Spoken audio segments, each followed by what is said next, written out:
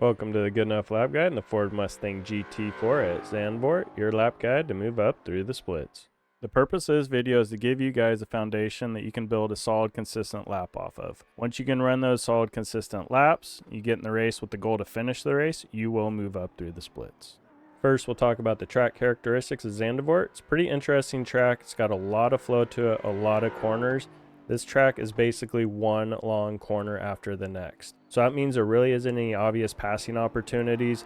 Yeah, you have a short straightaway from turns 12 to turn 13, but it's so short that you really can't do anything with it. You do have 13, 14, which leads to turn 1. So if you get turn 13 right, you get a good run through turn 14, you got a momentum on a guy, that's probably your best opportunity to make a pass going into turn 1. Other than that, it's just going to be putting pressure on a guy, waiting for him to make a mistake, and you take advantage of that mistake. Next, we'll talk about the car characteristics of the Ford Mustang GT4 at this track. So you will have understeer on entry and middle if you overdrive the car. If you don't overdrive the car, it does rotate through the middle of the corner pretty nicely. The biggest thing is getting on the throttle with this car around this track. There are a couple corners where you're really going to need to ease onto the throttle. One of them being turn 8, then turn 9, then turn 10, and then coming out of turn 12. You need to be really gradual when you get back on the throttle there. That way the rear end won't spin out on you, especially those first couple laps when the tires are cold. The car is kind of sketchy to drive. The weather for this lap was 66 degrees Fahrenheit or 18.88 degrees Celsius. The track temp was the same at 66 degrees Fahrenheit or 18.88 degrees Celsius. The lap time was a 141.546.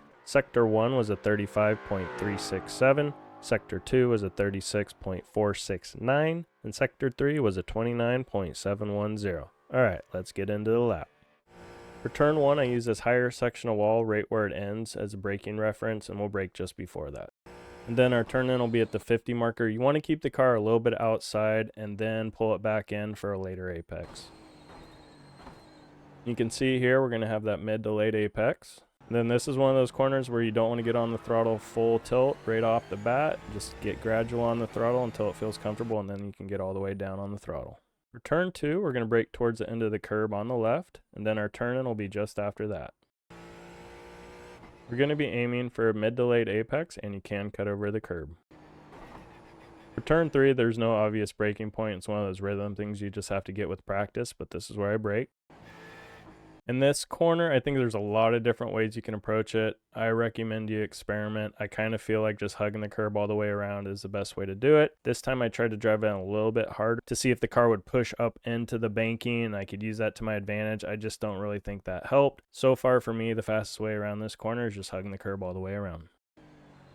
On exit, you can be more aggressive with the throttle here because you have so much banking to help the car grip up. Then as we go through this section, it's pretty easy. You're just clipping one apex after the other, running the shorter line through each corner.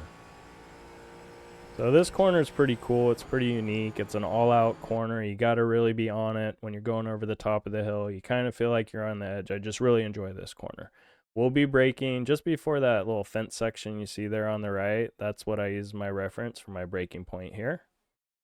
And then we're slowly making our way to the white line. We're going to wait till the curb starts on the inside to really hit our apex. That's also where we're going to get back on the throttle. For turn 8, our braking point's going to be right as the curb's ending on the left. Then our turn-in will be just after that. I like to take a pretty direct line into the corner. I don't want to turn in too early though. You do want more of a later apex if you can. Middle to late apex is alright, and don't hit that inside curb. These next series of corners is where you have to be real gradual getting on the throttle. You really have to feel the balance of the corner. They're just very tricky corners, especially on cold tires. There's no obvious braking point for turn 9, but this is where I brake. It's real easy to overdrive these corners. You gotta be really patient. This corner is gonna be a middle apex. And note how careful I am getting on the throttle here. If you stab the throttle here, you will spin out. Another one of those corners you're going to have to get with feel. There is no obvious braking point. We do have that porta potty or whatever the heck that thing is on the right. I do use that as a reference to brake from. So we are braking a little bit before that. Once again, real easy corner to overdrive. You're going to need to be patient. You need to find the right line and hit that later apex. Being gradual, getting on the throttle here again. If you stab it, you're going to spin out. This little short shoot is an opportunity to get a pass on somebody if they do get aggressive with that throttle and get a little loose. For turn 11, we're going to brake about 20 to 30 feet before the 100 marker. Then we're going to start our turn in just before the 50 marker.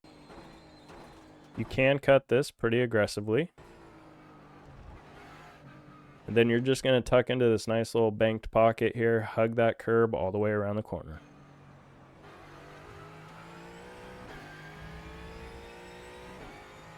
In turn 13, we're going to brake just before the 50 marker. And this is where I turn in. You're going to be aiming for a mid to late apex for the corner. And then it's just hammer down through turn 14. Now if they mess up turn 13 and you give yourself like a car length or two gap in between you and him, because you don't want to run up on him in the middle of the corner, you want to carry your momentum through the corner and then run up on him basically when you're coming right out of the corner. So think about that every time you're going through this corner, setting up that pass going into turn 1. And that's your good enough lap guide in the Ford Mustang GT4 at Zandvoort. If you guys enjoyed this video, found it useful, hit that like button, subscribe. I'm doing these every week, and I'll see you in the next one.